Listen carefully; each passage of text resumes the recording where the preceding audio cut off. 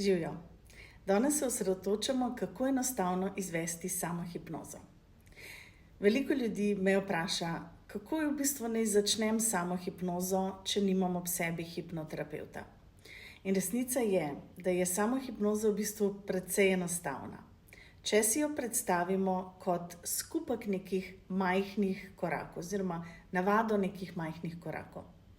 Niti treba imeti neke posebne tehnike ali 1 uro časa.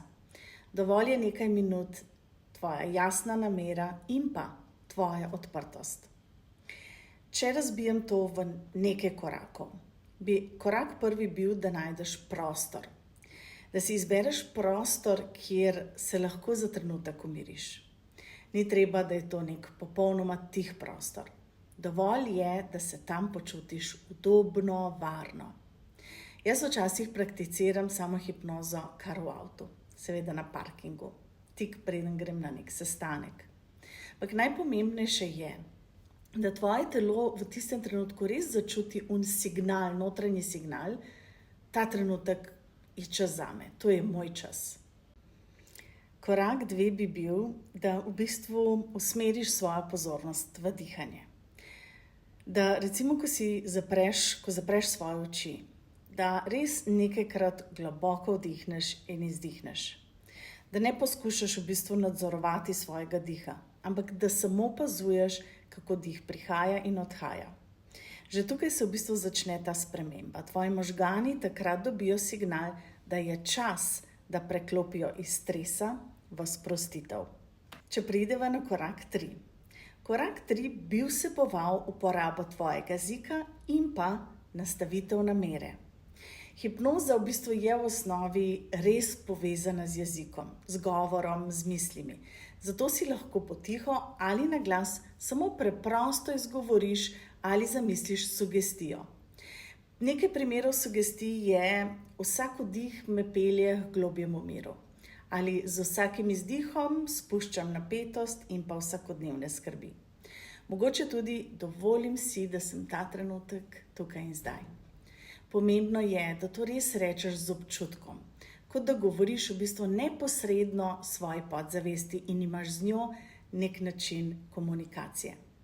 Potem korak 4 je, da si ustvariš podobo, da si predstavljaš nekaj, kar v bistvu tebi simbolizira sprostitev in varnost. Lahko je to plaža, zame kamp, neka gozdna steza ali preprosto občutek, da sediš v neki topli svetlobi. Možgani se na podobe odzivajo enako močno kot na tiste resnične izkušnje. Zato ta vizualizacija deluje kot neko stikalo. Tvoj se umiri in telo potencialno začne slediti. Korak 5. Odpri prostor za spremembo. Ko se v tem sproščenem stanju, lahko res takrat dodaš namero. Namero, ki jo želiš okrepiti, recimo, da več miru, več samozavesti ali pa mogoče boljše spanje. Samo ne kompliciraj. Ena jasna misel, ena odločitev, en občutek. In to je dovolj, da se začne znotraj tebe ta premik. Korak 6. Vračanje. Ko začutiš, da je čas, se počasi vrni. Premakni prste na rokah, na nogah, naredi en globok vdih, pretegni se in odpri oči. Pomembno, preden vstaneš, je, da si priznaš: wow, danes sem naredila nekaj dobrega zase. To majhno priznanje pomaga, da boš samohipnozo lahko ponovila večkrat in pa naslednjič z več bolj užitka.